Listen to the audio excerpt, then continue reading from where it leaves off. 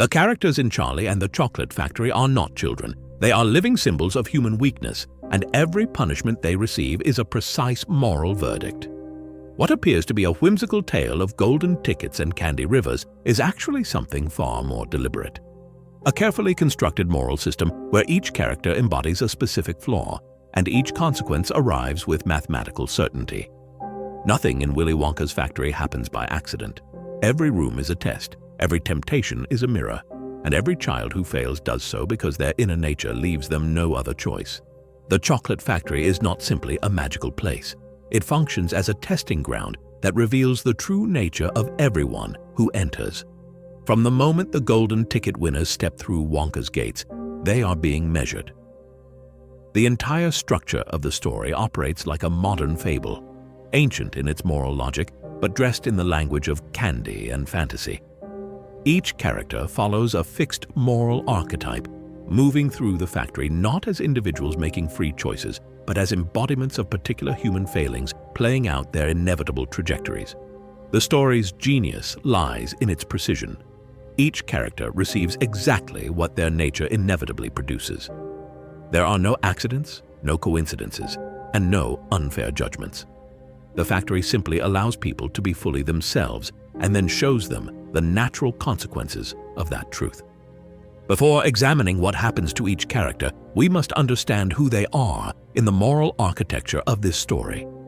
Charlie Bucket stands as the symbol of purity and steadfastness. He embodies humility, gratitude, and moral stability in a world that rewards their opposites. His poverty functions not as misfortune, but as protection against moral decay. His choices throughout the factory remain consistently patient, loyal, and calm. He does not grab, demand, or inflate himself. He simply is, and that simplicity becomes his salvation. Willy Wonka serves as the moral judge and mirror of the story, though he is neither conventionally good nor evil. He is the force that exposes truth. The factory is his instrument for revealing character, a perfectly designed system that brings hidden flaws into the light.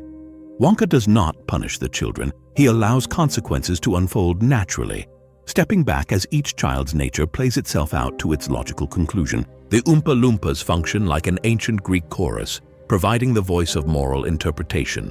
They comment, analyze, and confirm the moral outcome of each event. After every child's downfall, they appear with songs that are not mocking but diagnostic. They name the flaw, trace its pattern, and pronounce the judgment that was already written in the character's own actions. They are the voice that makes explicit what the story has already shown. Augustus Gloop represents the sin of gluttony.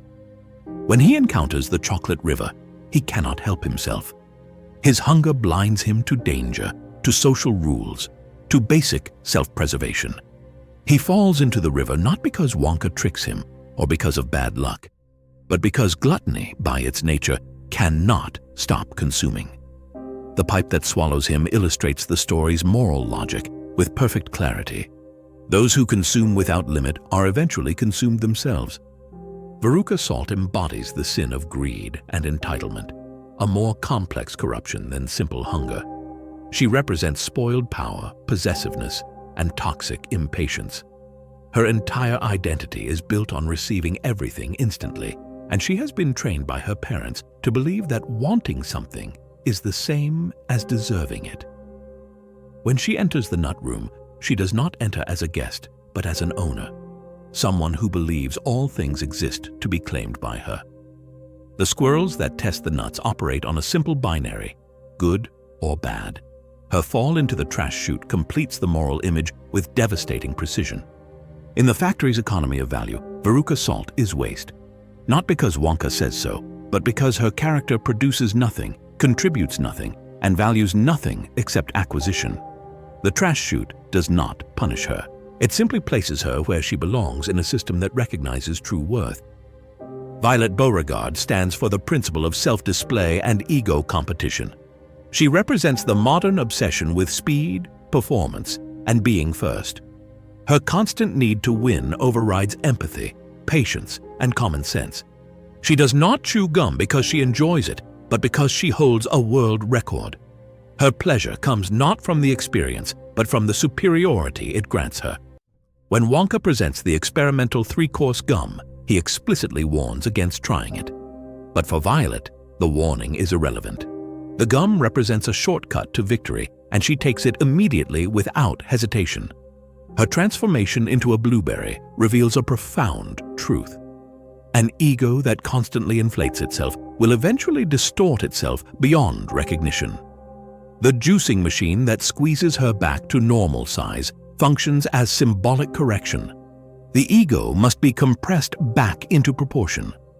Violet's fate demonstrates that the drive to always be bigger, better, and more impressive inevitably leads to grotesque distortion.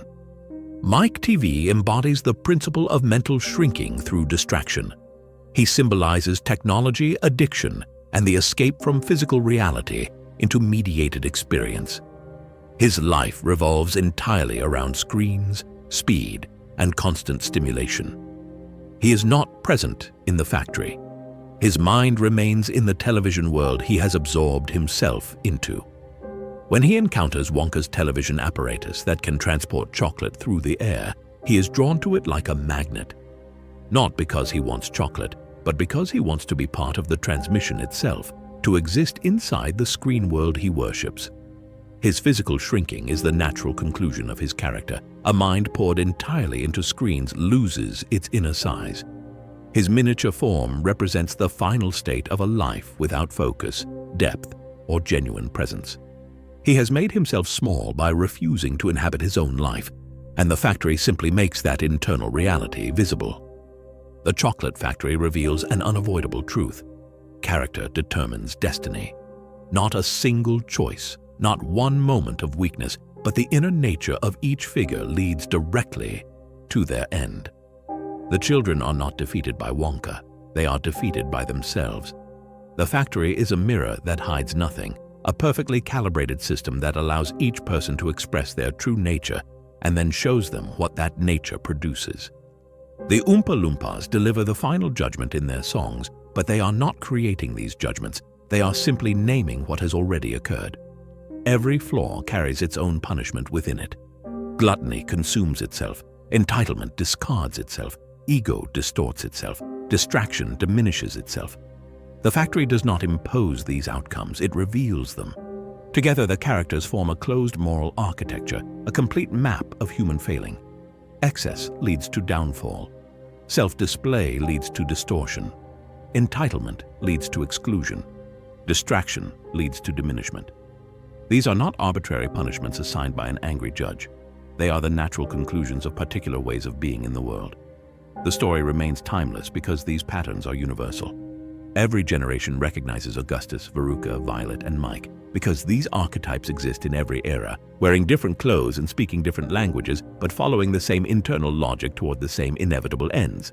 The true story of the characters in Charlie and the Chocolate Factory is the story of human weakness made visible. Each figure carries the consequence of their own nature, inscribed in their actions and revealed by the factory's perfect moral machinery.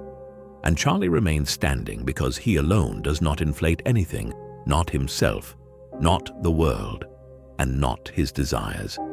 He accepts what is given, waits when waiting is required, and remains steady when others spiral into their own excess. His reward is not magic, but recognition.